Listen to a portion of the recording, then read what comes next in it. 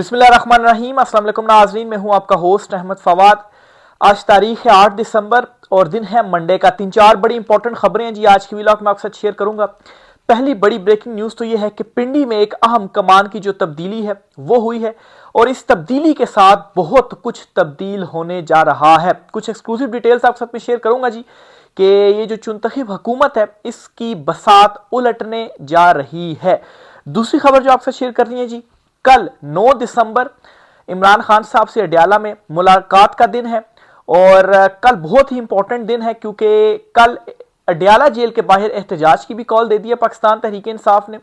दूसरी तरफ हुकूमत जो है वो अब बाकायदा धमकियों के ऊपर उतर आई है, बल्कि अभी डिटेल्स ये हैं जी कि पहले ही नाके के ऊपर पाकिस्तान तहरीक इंसाफ को रोकने का ऐलान किया गया है, फैसला किया गया है और पाकिस्तान तहरीक इंसाफ ने भी दूसरी तरफ से फहरिस्त जारी कर दी है कि ये लोग कल अडयाला जेल इमरान खान साहब से मिलेंगे जी। इस पर भी कुछ तफसीलात आपके साथ में शेयर करूंगा जी। फिर इसके साथ आपको ये भी बताऊंगा कि रायवंड लाहौर में एक अहम मीटिंग हुई है नवाज शरीफ, शहबाज शरीफ और मरियम नवाज के दरमियान। ये मामला क्या है और फिर आपको ये भी बताऊंगा जी कि इस्लामाबाद में भी एक हैरान कुन जो तब्दीली है वो आई है।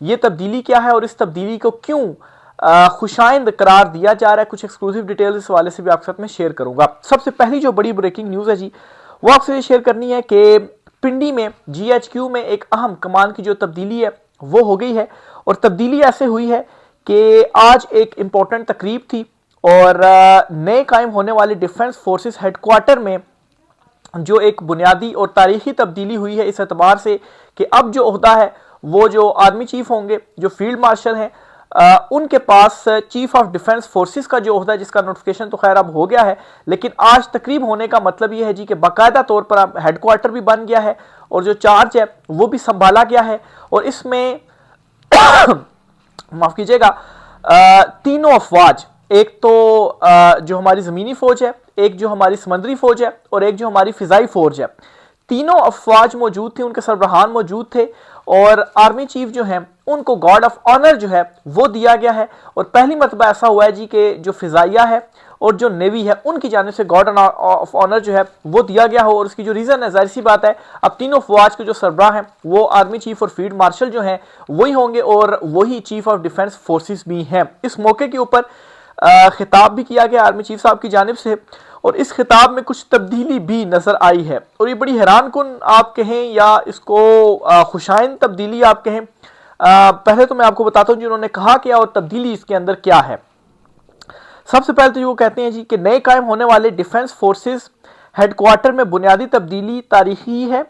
बढ़ते और बदलते हुए खतरात के पेश नज़र ज़रूरी है कि हम मल्टी डोमेन ऑपरेशंस को तीनों अफवाज के मुत्तहिद निज़ाम के तहत मजीद बेहतर करें। डिफेंस फोर्सेस हेडक्वार्टर्स का क़याम इस तब्दीली की जानिब एक ज़रूरी कदम है। हर सर्विस अपनी ऑपरेशनल तैयारियों के लिए अपनी इनफरादियत बरकरार रखेगी। डिफेंस फोर्सेस का हेडक्वार्टर सर्विसेज के ऑपरेशन को मरबूत और हम आहंग करेगा। बाला कमान की यकजहती के साथ साथ तीनों अफवाज अपनी अंदरूनी खुद मुख्तारी और तंजीमी ढांचा बरकरार रखेंगी। भारत किसी खुद फरेबी या गुमान का शिकार ना रहे। अगली बार पाकिस्तान का जवाब इससे भी बर्क रफ्तार और शदीद होगा। तालिबान रजीम को वाज़ेह पैगाम दिया गया है कि इनके पास फितनल ख्वारिज या पाकिस्तान में से किसी एक का इंतखाब करने के अलावा कोई ऑप्शन नहीं है। मैं इस बात का इरादा करता हूं कि पाकिस्तान एक अमन पसंद मुल्क है, ताहम किसी को भी पाकिस्तान की खुद मुख्तारी इलाकाई सालमियत पर आंच और हमारे अज़्म को आजमाने की इजाज़त नहीं दी जाएगी। तमाम ये जान ले कि पाकिस्तान का तस्वुर नाकाबिल तस्खीर है और इसकी हिफाजत ईमान से सरशार जानबाजों और मुत्तहिद कौम के पुख्ता आज़म ने रखी है। अच्छा, इसमें तब्दीली क्या है? अब आप एक तो कुछ दिन पहले जो एक DG साहब की जानिब से प्रेस कॉन्फ्रेंस हुई और इससे पहले भी कुछ इस तरह की जो स्टेटमेंट्स थी वो बार बार आती रही और उनसे ये अखज़ किया जाता रहा जी कि कहीं ना कहीं ये जो है वो इमरान खान साहब से रिलेटेड थी। लेकिन अब ये जो पूरी स्टेटमेंट आई है इस मौके के ऊपर, ये जो अब तब्दीली हुई है, इसमें कहीं पर भी इस किस्म की कोई बात नहीं की गई जिससे ये तासुर जा रहा हो जी कि इमरान खान साहब के हवाले से कोई जो बात है वो की जा रही हो। क्योंकि पहले फितनल ख्वारिज और इस किस्म के जो अल्फाज थे, इसमें भी अल्फाज यूज़ हुआ है, लफ्ज़ यूज़ हुआ है फितनल ख्वारिज, लेकिन वो बाकायदा जो अफगान तालिबान है उनके हवाले से यूज़ हुआ है। तो ये जी एक इंपॉर्टेंट तब्दीली भी हुई है, और इस तब्दीली के साथ ये जो स्टेटमेंट आई है इसमें भी एक बड़ी जो तब्दीली एटलीस्ट मुझे नज़र आई है। फिर इसी तरह से जी खबर एक और ये है जी कि जनरल रिटायर्ड फैज हमीद जो हैं उनके खिलाफ कोर्ट मार्शल के तमाम कानूनी लवाजमात मुकम्मल कर लिए गए हैं। सनाउल्लाह खान साहब है सीनियर जर्नलिस्ट, उन्होंने ये ट्वीट करके खबर दी है और ये कहा है जी कि फैसला किसी भी रोज़ आ सकता है। और इसमें ये ख्याल किया जा रहा है कि शायद जो फ्राइडे है ना वो एक मरतबा से फिर बिग फ्राइडे होने जा रहा है। तो कोर्ट मार्शल के जो अगर इकदाम हैं जी वो कानूनी लवाजमात वो मुकम्मल हो गए हैं तो फिर किसी भी दिन में आ सकता, हो सकता है फ्राइडे को जो है मोस्ट प्रोबेबली आए, लेकिन कार्रवाई जो है वो मुकम्मल कर ली गई है।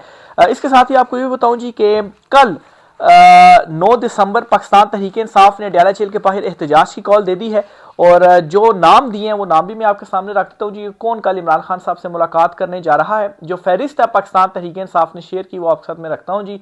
जिसमें जी बैरिस्टर गौहर अली हैं जी, सलमान अकरम राजा है, इंतजार हुसैन पंजोता हैं, लाल बादशाह हैं, मुबशिर रहमान हैं और अब्दुल रहमान हैं। तो ये 6 लोग हैं जी जो इमरान खान साहब से मुलाकात कर पाएंगे या नहीं कर पाएंगे, बहरहाल फहरिस्त जारी कर दी गई है। अब इसमें जी हुकूमत ने तो वाज़ेह ऐलान किया हुआ जी कि किसी सूरत आपको मिलने नहीं देंगे, और फिर साथ ही साथ ये भी जो है वो कहा है जी कि मतलब है कि जो नाके वगैरह वो लगा देंगे, और प्लान कुछ ये सामने आ जाएगी, पहले नाके के ऊपर इनको रोक दिया जाएगा, किसी एहतजाज की भी जो इजाज़त है वो नहीं होगी, मुलाकात की भी इजाज़त नहीं है, और मुलाकात ना करने पर पुरअमन एहतजाज हुआ तो उसकी भी इजाज़त नहीं है। तो देखें कल क्या होता है, कल भी एक बिग डे है, क्योंकि कल तो खैर वकला वगैरह की मुलाकात है, फिर उसके बाद जुमेरात को फैमिली की जो मुलाकात है उसका दिन होता है। तो कल की मुनासबत से दफ़ा 144 जो है वो भी नाफज कर दी गई है। बहरहाल इससे पहले भी दफ़ा 144 नाफज थी जब पीटीए ने एक बड़ा एहतजाज बरसे के बाद अडयाला जेल के बाहर किया, लेकिन जो SHO साहब थे वो कह रहे थे आज तो हम इनको प्रोटोकॉल देने आए हैं। तो जब प्रोटोकॉल देना हो तो दफ़ा 144 नाफिज हो फिर भी प्रोटोकॉल मिलता है, और जब ना देना हो तो फिर नाफिज हो या ना हो तो वो फिर प्रोटोकॉल नहीं मिलता। तो देखें अब कल क्या मामला जो है वो होता है। बहरहाल कल का दिन भी इस मुनासबत से बहुत ही ज़्यादा इंपॉर्टेंट है। मुनीज़े जहांगीर साहब हैं जी, बड़ी सीनियर जर्नलिस्ट हैं, और ये है जी आसमा जहांगीर जो हैं उनकी साहबजादी हैं।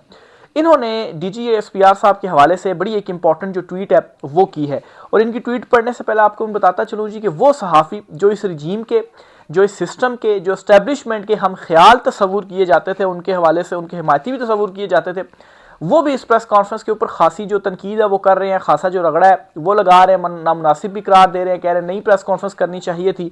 तो मुनीसे जहांगीर जो हैं उन्होंने उनसे बढ़कर एक जो बात है वो की, और वो ये कहती हैं जी कि the ISPR spokesperson clearly violated the oath that army officers take. DGA-SPR साहब जो हैं उन्होंने वायलेट किया है ओथ को जो कि आर्मी ऑफिसर्स लेते हैं, जो हल्फ वो लेते हैं, अपने हल्फ की खिलाफ वर्जी उन्होंने की है। Neither the army rules nor the constitution allows the army to make political statements। ना ही आर्मी रूल्स और ना ही आइन ये इजाजत देता है कि जो है वो आर्मी जो है वो पॉलिटिकल स्टेटमेंट्स दे, यानी कि प्रेस कॉन्फ्रेंस को उसमें जो बातें की गई उसको पॉलिटिकल जो स्टेटमेंट है जी वो करार दे दिया गया है, और इस पॉलिटिकल स्टेटमेंट देने की बुनियाद के ऊपर उन्हें कहा गया जी कि आपने अपने हल्फ की जो खिलाफ वर्जी है वो की है। तो एक तनकीद का जो सिलसिला है जी वो भी फिलहाल थम नहीं रहा, और उन्हीं के हाथों हो रही है तनकीद जिनके हवाले से ख्याल किया जाता है कि ये बड़े हम ख्याल हैं। तो और इसके साथ ही बसात उल्टाने के हवाले से भी आपको खबर देता चलूँ जी। सुहेल वड़ाइच साहब है जी, उन्होंने एक कॉलम लिखा था इमरान खान साहब के टाइम पर भी, और उन्होंने जो है वो 2018 के टाइम पर कहा था जी हाथी ग्रोहों में तब्दील और इस किस्म की कुछ जो चीज़ें हैं जी वो लिखी थी, और कहा था जी कि फैसले हो गए हैं कि अब जो है वो तब्दीली होनी है। तो अब भी उनका एक नया जो कॉलम है जी वो आया है, आज उन्होंने एक कॉलम लिखा, और इसका अनवान भी उन्होंने ये दिया जी कि सियासत का खात्मा। सियासत जमहूरियत में ही होती है, सियासत का खात्मे का मतलब ये कि जमहूरियत रही नहीं है या जमहूरियत ख़त्म होने वाली है। इनका कॉलम मैं ज़ाहिर सी बात है सारा तो नहीं पढ़ूंगा, लेकिन इसका कुछ खुलासा जो मैंने अंडरस्टैंड किया वो आपके साथ में शेयर करूंगा, और साथ ही साथ आपको 2-3 लाइनें इनकी जो है वो पढ़कर सुनाऊंगा, जिससे मैंने अखज़ किया जी कि अब एक जो बड़ी तब्दीली है वो होने जा रही है।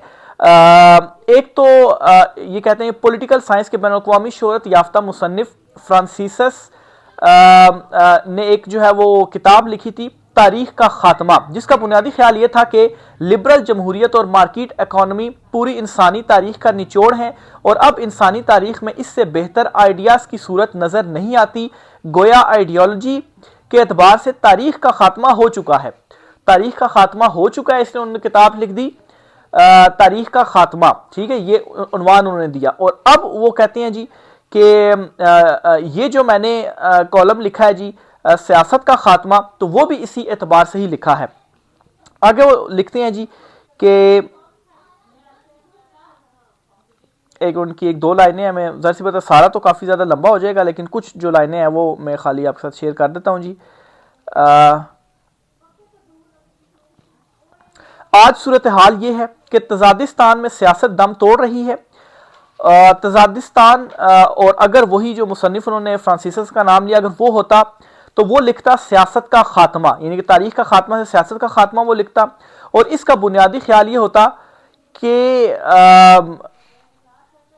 अगर सुल्तान राही सड़क पर मारा जाए तो मुस्तफ़ा कुरैशी फिल्मों में किसी के मुकाबिल किसके मुकाबिल बतौर विलन आएगा, यानी उसकी वैल्यू खत्म हो जाएगी।